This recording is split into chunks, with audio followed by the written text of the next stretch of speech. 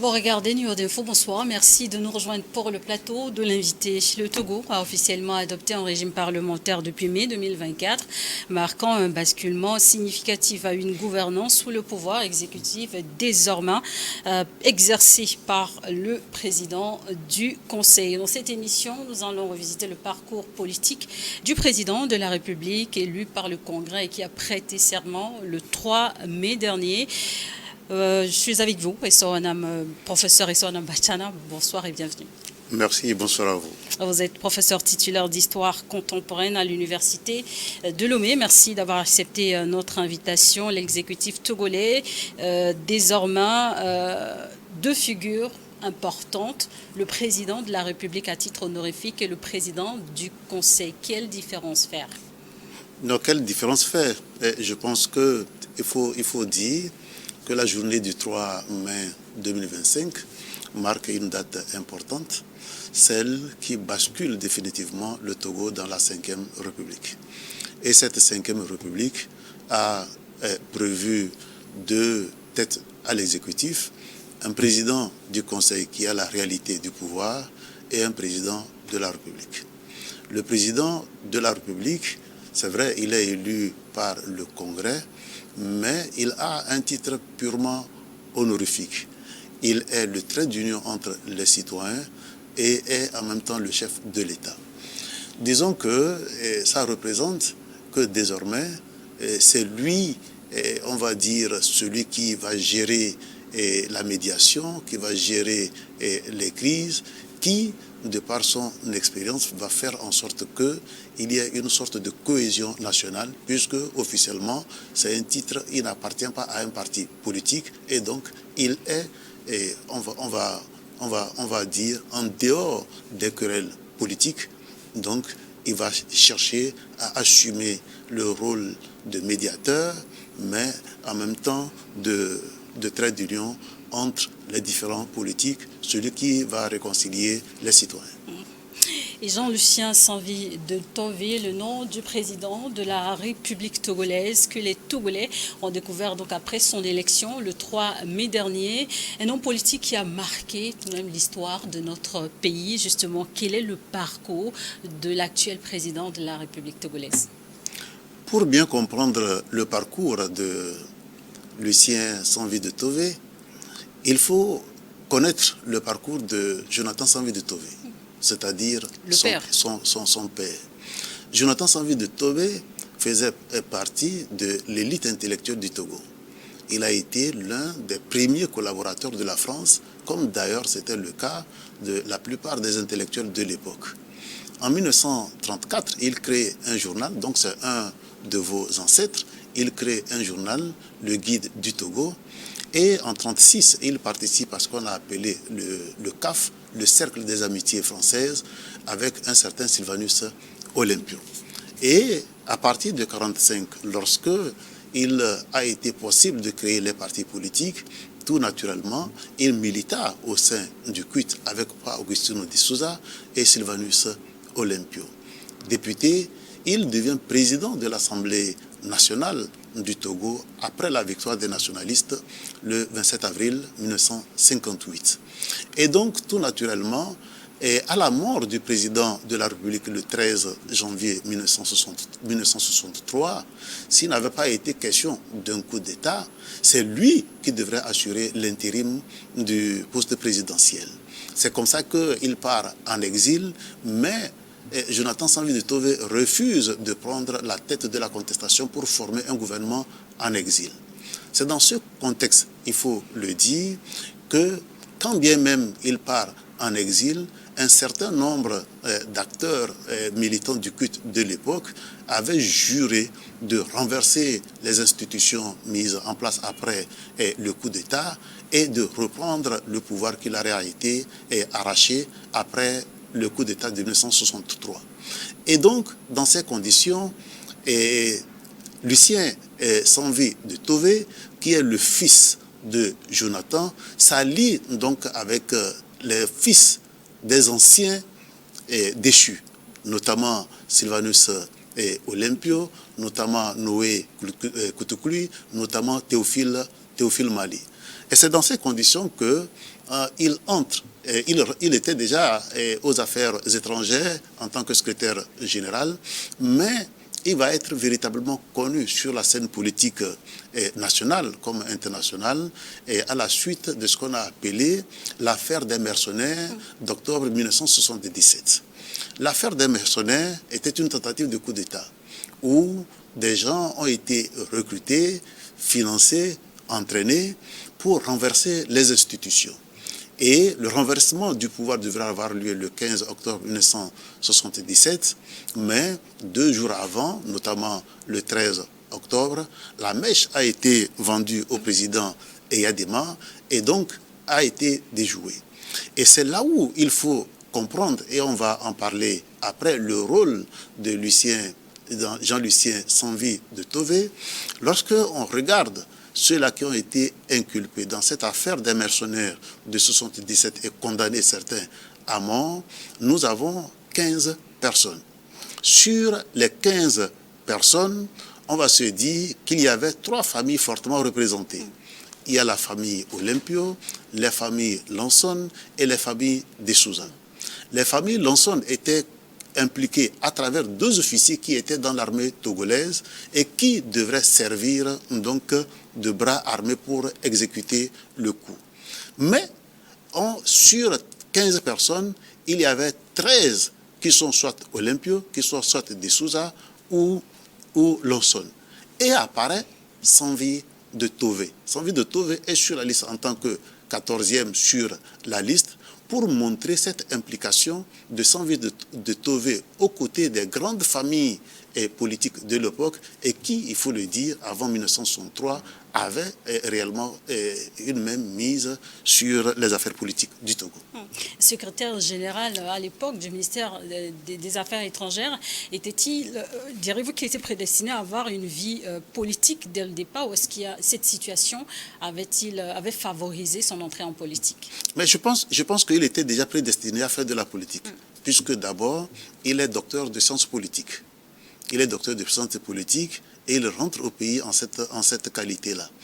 Et il faut aussi dire qu'à l'époque, ceux qui avaient ce niveau-là étaient prédestinés à des postes politiques assez importants. On pourra citer, et d'ailleurs on comprendra sa complicité après, avec un certain Edem Kojo. Moi, je pense que c'est l'affaire des mercenaires qui plutôt l'a desservi. Il aurait pu être un acteur de premier plan bien avant les années 1990 où il est revenu après la grâce présidentielle. Est-ce qu'il avait joué un rôle précis dans l'affaire des mercenaires? Dans l'affaire des mercenaires, disons que oui. Disons que oui. Je disais qu'il y avait 15 personnes qui avaient été inculpées. Et chacune de ces personnes avait un rôle particulier à jouer. Lorsque on prend Gilchrist Olympio, Gilchrist Olympio était au Ghana, à Accra. Et il y avait sur les 15, 13 qui étaient sur place, qui étaient à Lomé, Lomé. Et donc, je vous disais, dont un certain Lanson Merlot et Lanson Merlot et Francisco Lanson. Eux, c'était des militaires. L'un est lieutenant-colonel et l'autre est colonel. C'est par eux le bras armé. Maintenant, Sanvi de Tové était la figure intellectuelle du groupe, puisque lorsqu'on regarde les 15 personnes, il y avait, c'est vrai, des Olympios, des Souza et des Lanson plutôt, mais on va dire c'était des seconds couteaux. Les premiers couteaux, c'est notamment Gilchrist Olympio, qui était à Accra et qui n'était pas à Lomé, et la vraie figure, le intellectuel du groupe qui résidait à Lomé, c'était Lucien Sanvi de Tové, qui était d'ailleurs à l'époque à la CFAO. Et accusé donc d'avoir fomenté un coup d'État avec plusieurs autres personnalités politiques, dont Gilchrist Olympio, quel sort lui avait-il été réservé? Comme les autres comploteurs, ils ont été condamnés. Mais peut-être qu'il y a un détail sur lequel il faut revenir. Je disais que il y avait 3 familles qui étaient représentées, les Lonson, les De Souza et les Olympios. Il y a un discours du président Eyadema à l'époque, parce que dans l'armée, beaucoup avaient estimé qu'il y avait des traîtres dans leur corps. Et ces traîtres-là avaient de noms. Il était question notamment d'extirper tout ce qui est Olympio, De Souza et Lonson dans l'armée. Et Eyadema a dit non, c'est vrai qu'ils étaient des comploteurs, mais il n'est pas avéré qu'ils aient été soutenus par leur famille. Et donc, il faut distinguer les acteurs qui ont été impliqués et leur famille et de ne pas faire l'amalgame. Et justement, on n'a pas fait l'amalgame. Ceux qui étaient à Lomé, qui ont été appréhendés, ont été jugés et condamnés, mais des gens comme Sylvanus Gilles Christ Olympio. J'ai dit Sylvanus Olympio parce que nous sommes dans la période de la célébration de l'indépendance. C'est pour ça que Sylvanus Olympio vient souvent. Donc, des gens comme Sylvanus Gilles Christ Olympio étaient condamnés à mort, mais par contumace. Lui et Lucien Sanvi de Tové étaient condamnés à 10 ans de prison. Est-ce qu'il avait purgé cette... Il n'a pas purgé les 10 ans parce qu'il y avait une amnistie qui avait été prise et qui permettait donc de libérer un certain nombre d'opposants politiques. Et à la suite de la légalisation du multipartisme au Togo, Sanvi de Tové fonde le parti Les Démocrates pour l'Unité, PDU. Oui, il fonde le PDU. C'est pour ça que je disais qu'on va comprendre après et sa proximité avec Edem Kodjo. Et disons que lorsqu'on arrive en 1990, il y avait 2 catégories d'intellectuels. Il y avait des intellectuels qui avaient fait leur carrière dans la gouvernance du général Eyadema avant de s'exiler, et d'autres qui sont venus de la France. Sanvi de Tové faisait partie de cette 2e catégorie, avec Edem Kodjo et autres, qui avaient été au cœur de la gouvernance Eyadema avant de connaître des problèmes, avant de prendre le large. Il crée donc son parti qui était, on va dire, moins vindicatif que les autres partis, mais son parti n'a pas pu avoir une certaine envergure parce qu'il fallait un ancrage territorial. Or, lui, il est notamment de Zio, et il faut dire que la préfecture de Zio, même à l'époque de l'indépendance, était essentiellement progressiste. Or, en 1990-91, lorsque les partis politiques ont été créés, il s'est présenté une situation. Les anciens ou les descendants des nationalistes, donc Kut et Juventus, étaient plus ou moins de l'opposition, et ceux du PTP et du CPN étaient dans le RPT, étaient dans la mouvance présidentielle. Et donc, dans ce contexte-là, Tchévier n'était pas un bastion, on va dire, originel du CUT et donc de l'opposition. Et donc, Sanvi de Tové ne pouvait pas véritablement émerger. Mais ces différentes tentatives, parce qu'il a tenté d'être candidat en 1994 au législatif de 2014, ça n'a pas prospéré puisqu'il n'a pas été élu. Une seconde tentative en 2007 également s'est soldée par un échec. Et dans quel contexte alors avait-il été nommé par le collectif de l'opposition démocratique Premier ministre en mars 1993 ? Disons que lorsqu'on sort de la conférence nationale, la transition devrait durer 1 an. Mais cette transition a connu de grosses difficultés, et avec en prime les événements du 3 décembre 1991, où le Premier ministre de la transition, Kofigo, a fait l'objet d'une attaque d'une partie de l'armée pour des raisons que vous connaissez bien évidemment. Et donc, au sorti de ces événements du 3 décembre 1991, Joseph Kofigo, Premier ministre, a compris qu'il était important de composer avec le président Eyadema. Lui, c'est vrai que la conférence a fait de lui le chef de l'armée, mais celui à qui l'armée obéissait véritablement était le général. Et donc, bien évidemment, les discussions conduisent à la formation d'un premier gouvernement, c'est ce qu'ils appellent le Gunt de réconciliation, où les membres du RPT faisaient partie de ce gouvernement. Et donc, à partir de ce moment-là, et les difficultés ultérieures que la vie politique a connues, notamment les événements du 5 mai 1992, notamment l'attentat de Soudour, et après la séquestration des parlementaires, de hauts conseillers de la République, et l'opposition a lancé ce qu'ils ont appelé une grève générale illimitée le 16 novembre 1992. Donc cette grève générale illimitée a été lancée pour paralyser toute l'administration. Bien entendu, la grève a été partiellement suivie, mais il y avait certains Togolais qui avaient refusé de prendre part à cette grève. C'est dans ces conditions que, pensant que le Premier ministre devrait démissionner, et qui n'a pas démissionné, qui se rapprochait de plus en plus du président de la République, le front de l'opposition avait estimé qu'il était important de se nommer un Premier ministre, un nouveau Premier ministre.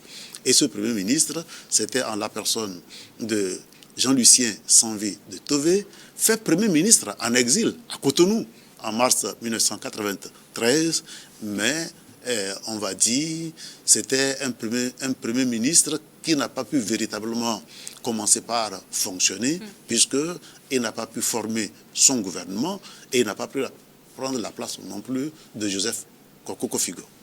D'ailleurs, en 1999, tout semble vraiment mieux se mettre en place pour lui, mais comment est-ce que, en quoi est-ce que la fusion de son parti, le PDU et d'autres, a marqué une étape majeure dans son parcours d'homme politique? Je ne sais pas si tout semble bien se passer pour lui. Je disais tantôt qu'il n'a pas pu gagner un siège aux élections législatives de 1994. Disons qu'après 1994, et lorsque le Premier ministre, Edem Kodjo a été nommé Premier ministre, on connaît les difficultés de cohabitation que Edem Kodjo avait connues avec le président Eyadema. Et puis, en 1998, peut-être qu'il faut le dire avec insistance, les élections présidentielles de 1998. Et dans l'ouvrage que Agbo lui-même publie, il montre que en 1998, il y avait eu une sorte de déchirure au sein de l'opposition qui se fragilisait. Et il avait indexé de façon ouverte Edem Kodjo, qui battait campagne contre lui, alors que lui, il battait également campagne contre Edem Kodjo. Donc finalement, ils ont laissé le président Eyadema face à Gilles-Christ Olympio. Après les élections présidentielles de 1998 et les législatives de 1999 pour lesquelles l'opposition n'a pas participé, il est apparu dans l'idée d'un certain nombre d'acteurs politiques qu'il était temps de se mettre ensemble pour faire front commun contre le président Eyadema. C'est comme ça qu'un certain nombre d'acteurs, dont Sanvi de Tové et Edem Kodjo, qui était président de l'UTD, ont pensé qu'il fallait fusionner leur énergie pour créer un parti fédérateur, la CPP, la Convention patriotique, la Convention patriotique africaine. Et donc voilà un peu les conditions dans lesquelles le CPP ou la CPP est née et dont le vice-président était Jean-Lucien Sanvi de Tové. Jean-Lucien Sanvi de Tové, la CPP, et comme les autres partis, participent à ce qu'on a appelé le dialogue inter-togolais, avec ce qu'on a appelé l'accord cadre de Lomé, avec la supervision de l'Union européenne, mais en particulier les ambassadeurs de la France et de l'Allemagne, pour permettre donc d'organiser d'autres élections. C'est cet accord-là qui a permis d'organiser les élections anticipées d'octobre 2002, alors que les dernières élections auxquelles l'opposition n'a pas pris part avaient lieu en 1999. Mais l'opposition avait estimé que les conditions n'avaient pas été réunies et avait boycotté également cette élection législative d'octobre 2002. Donc, Jean-Lucien Sanvi de Tové réapparaît et on va dire en première ligne après la mort du président Eyadema et la nomination de Edem Kodjo comme Premier ministre. Et donc je disais qu'il était... Là, nous sommes en 2005. Nous sommes en 2005. Nous sommes en 2005. Il était depuis 1999 le vice-président de la CPP. Le président est fait premier ministre et lui, il entre dans le gouvernement, comme ministre du commerce. Après la gouvernance de M. Edem Kodjo, il a été reconduit dans le gouvernement d'Agbouebo. Pour organiser les élections législatives d'octobre 2007. Mais là aussi, peut-être qu'il faut le dire, et bien que ministre du commerce et bien que vice-président de la CPP, dont le président n'était pas n'importe qui, Edem Kodjo. Edem Kodjo, candidat dans son KV natal, a perdu l'élection. Il a perdu l'élection contre un enseignant de cours primaire. Il en était de même pour Sanvi de Tové qui a perdu l'élection. Les 3 sièges de ZIO ayant été remportés à l'époque par l'UFC. Là, peut-être qu'il faut faire une analyse importante. La CPP était, et c'est vrai, un parti d'élite, mais ce n'était pas un parti qui était très proche de la population. On a vu ce parti-là comme étant un parti d'intellectuels, oui, qui apportait de la réflexion, mais ce n'était pas un parti du peuple. Et c'est dans ces conditions que la CPP a perdu, et même Edem Kodjo a perdu en 2007. La CPP n'a pas eu un seul siège en 2007, mais qu'à cela ne tienne, la CPP régorgeait et régorge encore des gens de valeur qui permettent la réflexion, qui apportent les idées. Et lorsque vous regardez très attentivement, vous allez vous rendre compte que depuis 2005, la nomination de Edem Kodjo comme Premier ministre jusqu'à ce jour, beaucoup de leaders de la CPP ont joué un rôle majeur au sein du débat politique et de la gouvernance actuelle. Nous allons évoquer, professeur, le dialogue intertogolais de 2006 précisément. Quels étaient les enjeux?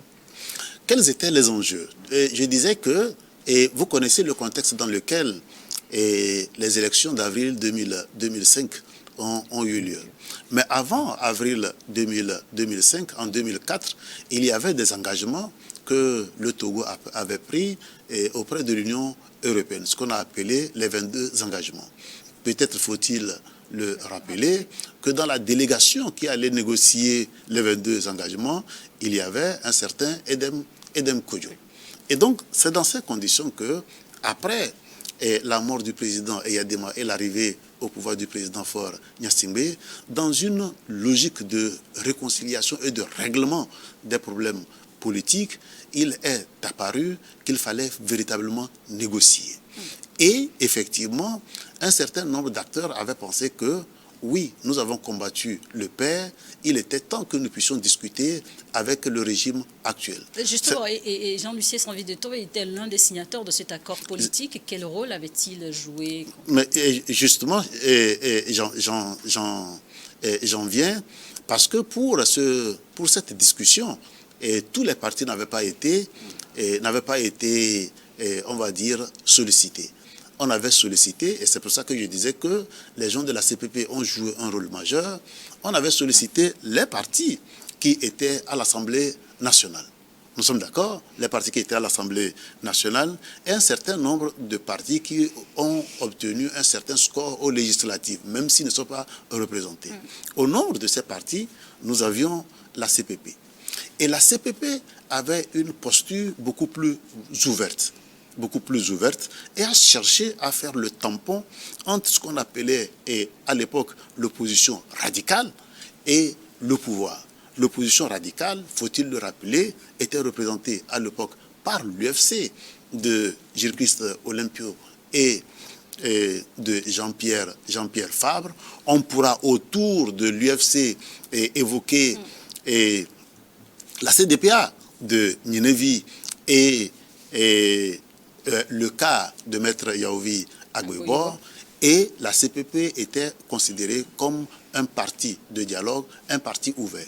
Et c'est comme ça que ce sont véritablement les acteurs de la CPP qui ont joué le rôle de tampon entre les représentants de ce qu'on appelait, peut-être de façon abusive, l'opposition radicale et le pouvoir. Donc ils ont fait le trait d'union entre les deux. C'est d'ailleurs la raison pour laquelle vous le retrouverez en 2009 comme président du CPDC. Comme président du CPDC, qui était donc ce cadre permanent de discussion et de dialogue entre les Togolais. Et justement, il était il avait une certaine tempérance, il avait une certaine envergure, et on avait pensé à l'époque, et je pense que c'était bien trouvé, qu'il était la personne idéale en 2009 à discuter, puisque, oui, nous l'avions dit, même s'il n'est pas de l'UFC et qui n'a jamais été de l'UFC, nous avons vu les amitiés qu'il y avait entre Olympio, ou la famille Olympio, et la famille Sanvi de Tové, de par les relations entre Sylvanus Olympio une amitié avec tous les épisodes vécus politiquement qui auraient reçu un coup dur entre les deux hommes. Cette amitié, est-ce qu'elle a demeuré longtemps? Ben, je ne sais pas si elle a demeuré, longtemps. Mais comme je disais, j'ai fait observer que en 1958, le Premier ministre était Sylvanus Olympio, nous sommes d'accord, et le président de l'Assemblée nationale était Jonathan Sanvi de Tové. Je fais observer également que en 1977, sur les 15 personnalités, nous avons Sanvi de Tové à côté de Gilles-Christ Olympio. Bien entendu, en 92, en 91, chacun a créé son parti politique. Et Sanvi de Tové s'est plutôt rapproché de Edem Kodjo plutôt que de Gilles-Christ Olympio. Peut-être, je suppose, je n'ai pas d'éléments objectifs pour le dire, mais justement parce que, et il faut le reconnaître à l'époque, l'UFC était considéré comme un parti radical. Or, Sanvi de Tové est sorti de la radicalité. Et nous allons marquer une pause pour cette première partie de l'émission où nous parcourons la vie politique du président de la République du Togo, Jean-Lucien Sanvi de Tové, élu le 3 mai dernier par le Congrès. Dans la deuxième partie, nous allons donc revisiter ce parcours depuis les années 2000 à ce jour. Merci de nous avoir suivis dans l'invité sur New World Info.